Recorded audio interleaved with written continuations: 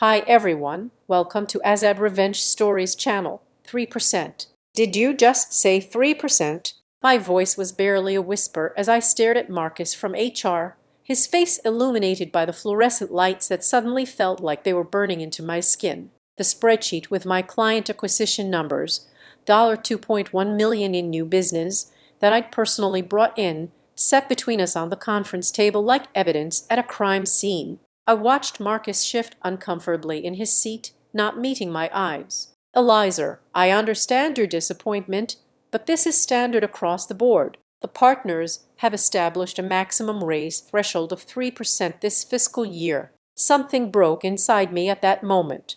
Not loudly, not dramatically, but definitively, like a hairline fracture spreading through glass. My name is Eliezer Chen, 34 years old, and until 6 months ago, I was the top-performing client relationship manager at Fulcrum Financial Advisors. Before I go further, please like this video, subscribe, and tell me in the comments where you're watching from. I would love to hear from you, especially if you've ever had that moment where you suddenly realize your loyalty has been a one-way street. That meeting with HR happened on a Tuesday. I remember because Tuesdays were when I'd normally stay late to call our West Coast clients. I'd been doing it for 4 years, sacrificing my evenings because I knew those California executives appreciated the personal touch. That Tuesday, though, I packed up at exactly 5:30 p.m. and walked out without explanation. My mind was already somewhere else. Let me back up a little. I wasn't always the rainmaker bringing in millions. I started at Fulcrum as an assistant account manager 7 years ago, making coffee runs and formatting PowerPoints. I worked my way up the old-fashioned way by working harder than everyone else. While my friends posted Instagram stories from weekend trips, I was answering urgent client emails. When colleagues called in sick after company happy hours, I was at my desk by 7:00 a.m. with detailed strategy proposals. The Wilson account was my first big win. They were a family-owned manufacturing business that one of our senior partners was about to lose. The partner, Jackson, had blown off 3 meetings in a row because bigger clients took priority. I stepped in, spent time understanding their business, stayed late, crafting a personalized investment strategy. Within a month, they increased their portfolio with us by 40%. Jackson took the credit. I got a $200 gift card to Nordstrom and a keep up the good work email. Still, I believed in paying dues. I believed that eventually loyalty would be rewarded. 2 years ago, I developed my own client acquisition strategy, targeting mid-sized businesses that our firm typically overlooked. My boss, Damien, reluctantly gave me permission to try, probably assuming I'd fail. "Just don't let it affect your regular work," he said, not looking up from his phone. I landed 7 new clients in 5 months, then 12 more the following quarter. My approach was simple but exhausting. I did the research no one else bothered with. I learned about potential clients' businesses before meeting them. I remembered their kids' names and college choices. I sent handwritten notes. While the other managers relied on flashy presentations and expensive lunches, I built relationships. The Westland Group was the big one, a $500 million family office that had been with Morgan Stanley for decades. I spent 6 months cultivating that relationship. Dinner with the patriarch on his 70th birthday when everyone else had conflicts. A custom analysis when they were considering diversifying into commercial real estate. 3:00 a.m. Phone calls when the market dipped and the CEO's daughter panicked. They moved $85 million to our firm, and overnight I became valuable to Fulcrum. Or so I thought. My performance reviews were stellar. Eliezer exceeds expectations in all areas. Clients ask for me by name. The annual client satisfaction survey mentioned me specifically 11 times. I received a small bonus last year, nothing close to what the male managers got, but I told myself it was a start. Then, last December, Damien pulled me aside after the holiday party. "We are looking at promotions in the new year, and your name is at the top of my list," he said, whiskey on his breath. "The partners have noticed what you've built. Just keep doing what you're doing." I believed him. That's the part that still makes my chest ache when I think about it. I genuinely believed him. For the next 3 months, I push even harder. I developed a specialized approach for tech industry clients, bringing in 3 startups that had just secured Series B funding. I flew to Boston twice on my own dime to close the Hendricks deal. I missed my sister's baby shower to prepare for a Monday morning presentation that landed us the Rickman account. The numbers spoke for themselves. $2.1 million in new business, a 24% increase in my client retention rate, and a client satisfaction score that was the highest in the firm's history. So, when quarterly reviews came around, I prepared a detailed presentation about my contributions and formally requested a 15% raise, which frankly still undervalued what I'd brought to the table. That brings me back to that Tuesday. 3%. That's what 7 years of loyalty, missed family events, and millions in new business was worth to them. I need to think about this, I said quietly, gathering my papers. Marcus looked relieved that I wasn't making a scene. The market's tight right now, Eliza, he offered as I stood to leave. Everyone's feeling the pinch. That same afternoon, I discovered that Damien had received a 22% raise and a promotion to senior partner. The news came via a company-wide email celebrating his exceptional leadership and business development success. The same success I had delivered while he took 2-hour lunches and left early for golf. I sat at my desk staring at that email for what felt like hours. Something cold and clarifying washing over me. I'd given this company everything, my time, my energy, my creativity, and they had taken it all while giving nothing in return. That night, I updated my resume for the first time in 7 years. By Thursday, I had 3 interviews scheduled. By Monday, I had 2 offers. I chose Meridian Wealth Advisors, a smaller firm with a reputation for treating their employees like actual humans. When I handed my resignation letter to Damien, his face went through a series of expressions that I would later replay in my mind during low moments. "Is this about money?" he asked, looking genuinely confused, because we can revisit the compensation discussion if that's the issue. "It's about value," I replied. "And no, we can't revisit it." I gave the standard 2 weeks' notice and began the process of transitioning my clients. That's when things got interesting. The Westland Group called me directly when they heard I was leaving. "We work with you, Eliza, not Fulcrum." "Mr. Flurley," Westland said, "where you go, we go." 6 other clients said essentially the same thing. Together, they represented over $500,000 in annual fees for the firm. I was ethical about it.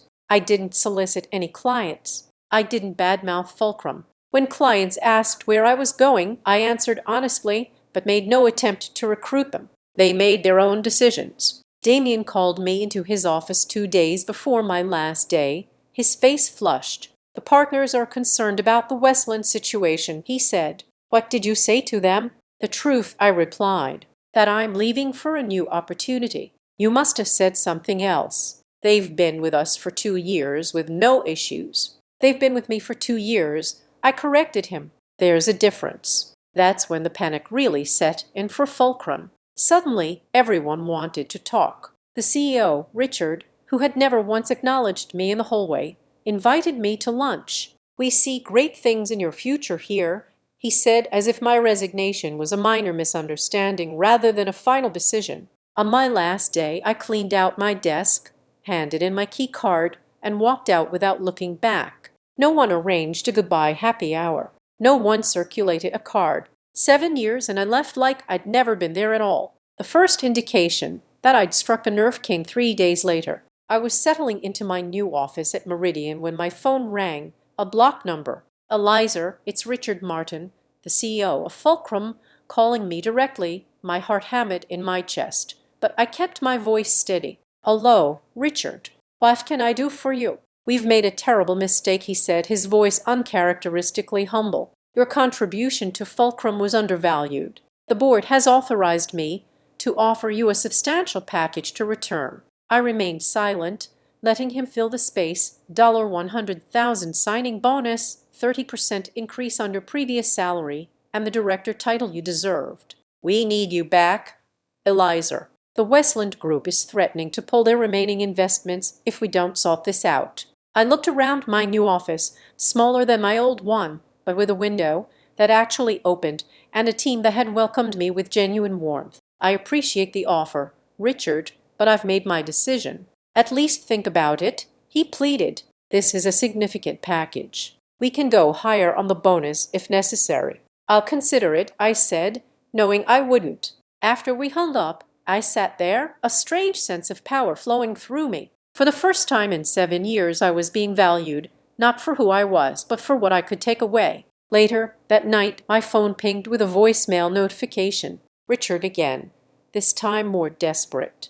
Eliza, before you make any final decisions, I want you to know that the board has unanimously approved an equity partnership offer. This is unprecedented for someone at your level, but we recognize the relationships you've built are essential to Fulcrum. Please call me back day or night. I listened to the message twice. The calm, calculating part of my brain, the part that had been silently taking notes every time I was overlooked, underpaid, or underestimated, knew exactly what to do next. I forwarded the voicemail to Ashley, my new boss at Meridian. FYI, I wrote, "This is what panic sounds like." Ashley responded within minutes. "Only can I share this with the team. This is gold." I hesitated for only a moment. "Go ahead," I replied. It might be educational for everyone. What happened next exceeded even my wildest expectations. Ashley played the voicemail at the firm's weekly strategy meeting as an example of what happens when you don't value your key people. Someone recorded it. That recording made its way to one of Meridian's board members who happened to play golf with one of Fulcrum's largest institutional investors. Within 24 hours, Fulcrum's stock dropped 12%. I found out from a text message from my former colleague, "Terra WTF, did you do? Stock is in free fall and there's an emergency board meeting happening right now." I hadn't intended to hurt the company. Not really. I just wanted them to feel a fraction of what I'd felt: undervalued, disposable, taken for granted. But as the news trickled in throughout the day, I realized just how fragile their facade of success had been. Apparently, the institutional investor who heard the voicemail had been looking for an excuse to reduce their position in Fulcrum for months. My departure and 7 major clients following me was the red flag they needed. They sold 30% of their holdings, triggering a small panic. By market close, 3 analyst firms had downgraded Fulcrum's stock from buy to hold. At night, my phone blew up with messages from former colleagues. Some were angry, blaming me for the chaos. Others were impressed, asking if Meridian was hiring. Damon sent a single text, "I hope you're satisfied." I didn't respond to any of them. I'd love to say I slept peacefully that night, satisfied with my revenge. The truth was messier. I lay awake until 3:00 a.m., replaying every moment of my 7 years at Fulcrum. Had I overreacted? Had I crossed a line? The validation felt incredible, but it came with a weight I hadn't anticipated. The next morning, I arrived at Meridian to find Ashley waiting in my office, grinning like she'd won the lottery. "You're officially a legend," she said, dropping into the chair across from my desk. "The Westland Group called. They are moving their entire portfolio to us all. $320 million, they said, and I quote, 'We want to be where Eliza is valued properly.'" I felt a smile spread across my face, a real one, the kind I hadn't worn in years. "They are good people," I said. "You'll like working with them." "I won't be working with them," Ashley replied. "They specifically requested you as their primary contact, which is why I'm here." She slid a folder across my desk. "Congratulations on your promotion to Senior Director of Client Relations. The board approved it this morning." I stared at the folder, my heart pounding. "I've been here for 11 days. And in 11 days, you've brought more value than some people bring in 11 years. She stood up. "The salary adjustment is effective immediately. Take the day to get settled into your new role. We'll announce it company-wide tomorrow." After she left, I opened the folder with shaking hands. The compensation package was nearly double what Richard had desperately offered me to return to Fulcrum. But it wasn't the money that made my eyes well up. It was the handwritten note from Meridian's CEO. "Thank you for choosing us. We won't take it for granted." Over the next few weeks, the Fulcrum situation continued to spiral. 2 more partners left, taking their clients with them. The company announced a strategic restructuring that everyone in the industry recognized as code for "we are in trouble." Richard resigned as CEO, citing personal reasons. I didn't feel the satisfaction I'd expected. Instead, I felt something more complex, a mixture of vindication, sadness, and surprisingly, gratitude. Fulcrum had taught me exactly what I didn't want to be and exactly what I wouldn't tolerate. That knowledge was worth something. 3 months into my new position at Meridian, I received an unexpected email from Marcus, the HR manager who had delivered the insulting 3% raise offer. "I'm writing to apologize," his message began. "I was part of a system that consistently undervalued your contributions while overvaluing others based on factors that had nothing to do with performance. After you left, I started noticing the pattern everywhere. Last week, I resigned from Fulcrum. I couldn't be part of it anymore. I don't expect forgiveness, but I wanted you to know that your courage changed at least one person's perspective."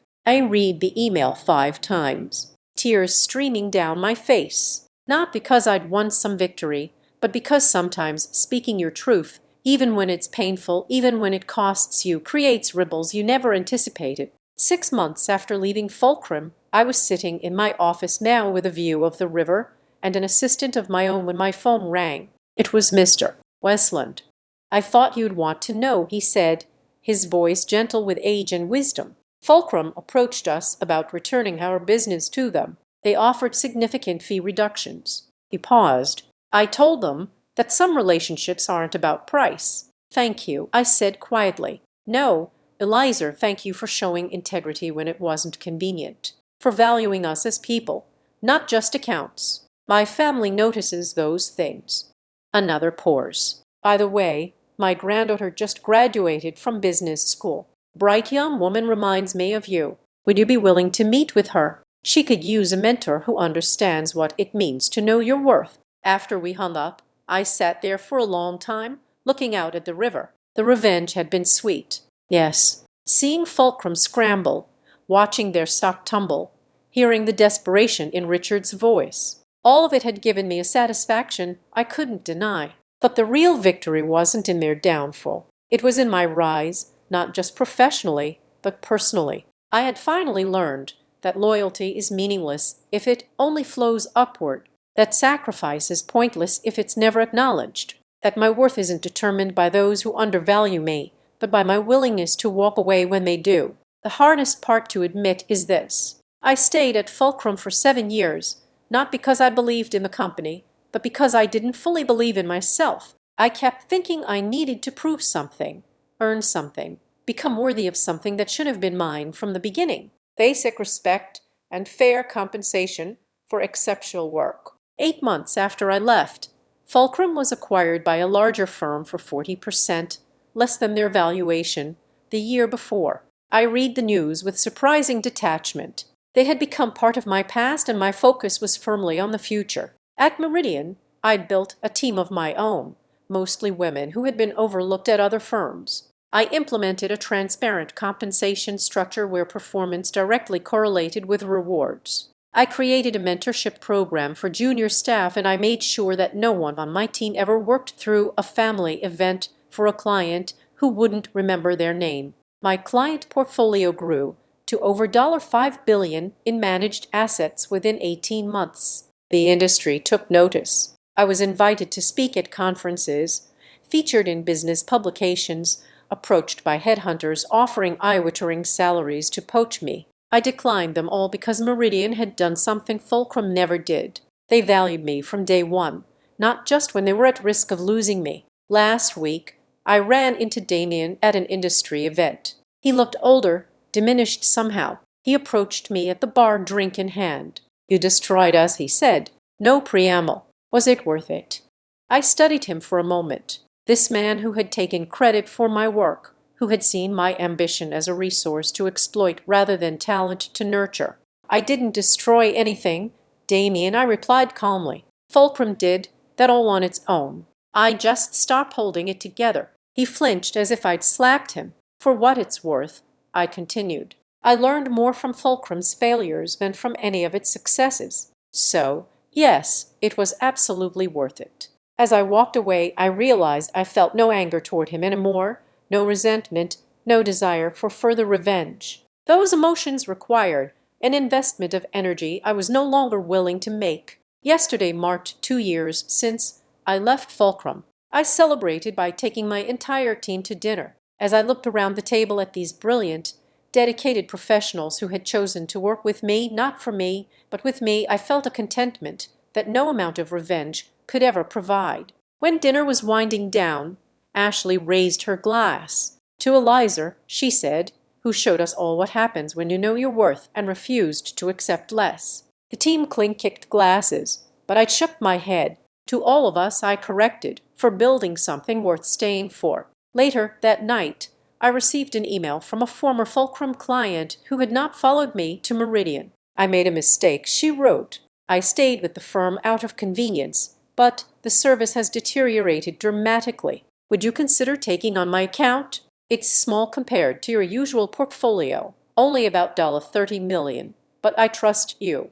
I smiled as I typed my response. I'd be happy to meet with you, my team, and I value relationships of all sizes. Ours Tuesday at 10:00. As I pressed send, I thought about that meeting with Marcus 2 years ago, the one where he offered me 3% and expected gratitude. If I could go back in time, I wouldn't change my response, but I might add something. Thank you for showing me exactly what I'm worth and exactly what I won't accept. The journey from that conference room to where I am now wasn't about revenge. Not really. It was about recognition, recognizing my value, recognizing when loyalty becomes self-destruction, recognizing that sometimes the most powerful thing you can do is simply walk away. The stock drop, the panic, the desperate calls, those were just symptoms of a larger truth. When you build something on the exploitation of undervalued talent, you build on sand. Eventually, the tide comes in.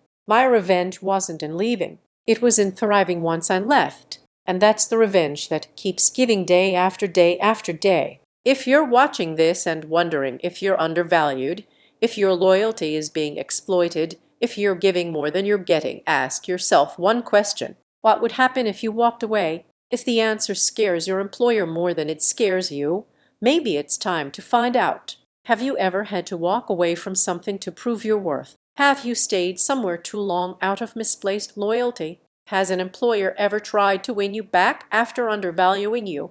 Tell me your story in the comments. And if this resonated with you, please subscribe. There's more where this came from. More truths, more lessons learned the hard way, more stories of finding power in places you least expect it. Because the real revenge isn't in making others regret losing you, it's in never regretting the decision to lose them. I invite you to subscribe to the Azad Revenge Stories channel, like this video, and support me further by hitting the hype button so the story in this video can be heard by many more people. Thanks to all.